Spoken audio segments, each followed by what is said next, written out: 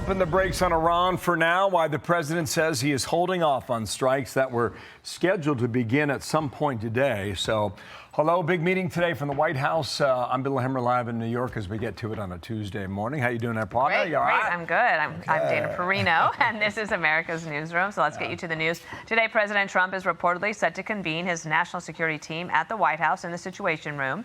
This as they weigh next steps on finishing the mission in Iran. So whether that's through combat or diplomacy, that's the point in question. So now the president's saying that U.S. forces remain ready to attack at a moment's notice, but there's diplomatic momentum prompting him to hold off, at least for now. We were getting ready to do a very major attack tomorrow. I've put it off for a little while, hopefully maybe forever, but possibly for a little while, because we've had very big discussions with Iran, and we'll see what they amount to. I was asked by Saudi Arabia, Qatar, UAE, and some others if we could put it off for 2 or 3 days, a short period of time, because they think that they are getting very close to making a deal. Meanwhile, Israel is keeping a close eye on all of this. It has been 3 months since Israel and the U.S. launched their joint attack on Iran, and the Israeli military is on heightened alert and remains in lockstep with its U.S. partners. So now let's get to it. Alexandria Hoff reports from the White House. Vice Admiral Robert Harward has analysis. Trey Yingst reports from Tel Aviv, where Israel remains on high alert. And let's begin there with you, Trey. Hello in Israel. Bill, good morning. The clock is still ticking for the Iranian regime. President Trump said in a post on Truth Social overnight he planned to attack Iran but held off due to a request from Gulf leadership. We know the timeline here remains the biggest question. The Israeli military is on high alert, and the U.S. military built up across the region is growing each day. President Trump indicated this is a temporary pause for 2 or 3 days to see if an agreement can be reached. If we can do that, where there's no nuclear weapon going into the hands of Iran, I think, and if they're satisfied, we will be probably satisfied.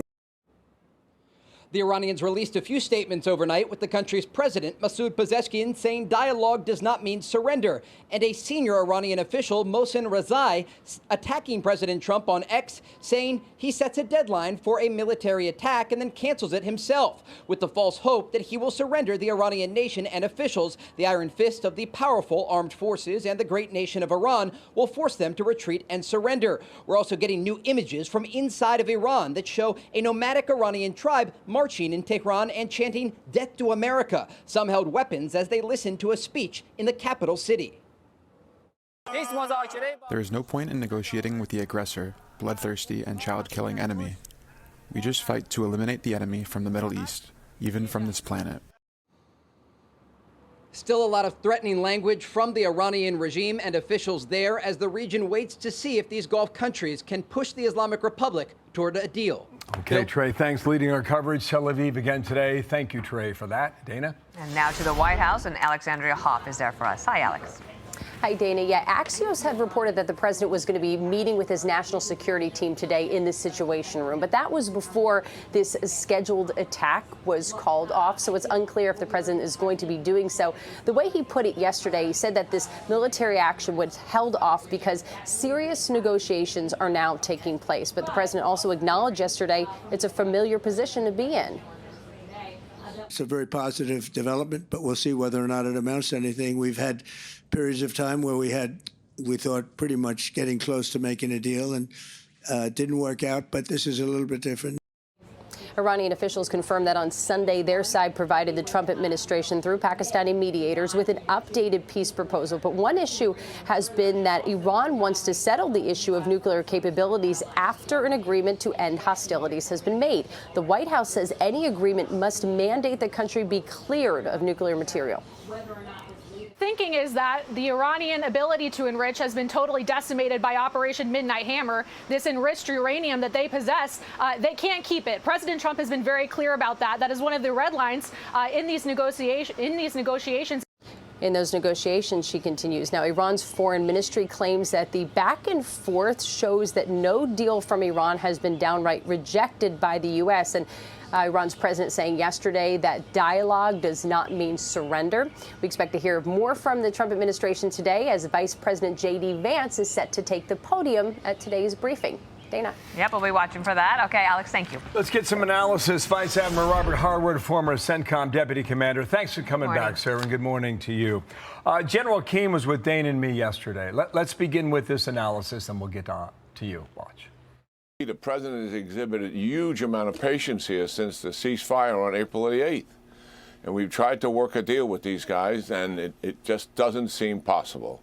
And where we are, we're on the cusp of going back into military operations. When we stopped, Bill and Dana, we had 2 weeks to go, a little less than 30% of the targets. Those targets remain, but we have better intelligence now after these 5-6 weeks. So that target list is expanded. It's considerably more comprehensive. Admiral, I think the general is exactly right about the point he makes. And also, Iran has a vote in this as well. They've reconfigured a number of things, I am certain. What do you think the next best move is today? Well, I agree with the general completely, with one caveat. Patience may be a little short of the real objective here. The president has time on his hands. He controls the narrative, he controls the strike capabilities, and he knows that the policy he set with the blockade has had short-term and long-term effects on the regime and the people of Iran. So he's been very astute in leveraging that time. And so I don't see it as negotiations. It really is capitulation. The president's made it very clear. You will not have a nuclear weapon. You will not have the material. Surrender that. And you will ensure that the Straits of Hormuz are open to free commerce, that you have no claims for surcharge or approving. Those two things are irreversibly, and the president knows he's in the position to demand those. So I think in that sense, he controls the narrative and when he would strike. I'd also say that patience and the request from Saudi, Qatar, UAE may be more also religious at the moment. You're in the middle of Hajj. You have millions of Muslims in Saudi doing their annual Hajj at the end of this month, and that includes 30,000 Iranians. And so that plays into the calculus. Do you want to strike during Hajj, which is a very sacred Muslim month-end activity, followed by Eid al-Adha? So both of those things are the time equation, and that's what the president controls most. So he can take his time, let the blockade and the economic sanctions continue to erode the economy of Iran, erode the power of the regime, enhance the hatred that all the Iranians in Iran have for the regime. So all those things work in his favor, and he can strike whenever he wants to. Okay, but that said, this from a U.S. senior official reported in Axios, it's time for the Iranians to throw a bit of candy out. We need some real, sturdy, and granular conversation regarding the nuclear program. If that's not going to happen, we will have a conversation through bombs, which will be a shame. So this morning, if there is this National Security Council meeting in the Situation Room, and this is on the table, I hear what you're saying about the president having time and the blockade working, but also it does seem that Iranians are quite resilient, and the oil reserves are running low, not in our country, but for the rest of the world, for our allies. And in particular, you have a situation where derivatives from oil, like all the chemicals that are used to make things all around the world, like the Japanese are very concerned today. So I'm not sure about the patience point for the rest of the world. Well, let me give you another little perspective on that. When you talk about resilience, the IRGC, the entity that controls the country, may have resilience, but the Iranian people are suffering miserably. And the more we can enhance that discord and weaken the regime, not only in the eyes of the Iranian people, but the world global economy, which they're holding all hostage to, the more everybody comes to realize this is all about the IRGC. At the end of the day, we're going to have to need a government in Iran that not only hands over the nuclear material, stops threatening the Straits of Hormuz, but quits exporting the Islamic Revolution throughout the region, causing the collapse of Lebanon, Gaza, Yemen, Syria, and as well as stop their ballistic missile programs. So at the end of the day, the real center of gravity is the IRGC, the entity, the part of the U.S., the government in Iran that controls everything. It's trying to move big pieces here. I agree with you, the blockade's working, no doubt. But you wonder if we can bomb our way to peace in Iran today. That's a question mark. Sir, thanks for coming on today. We'll see what happens later today. Be sure to like and subscribe for all the Fox News latest on YouTube and catch full shows streaming now on Fox One.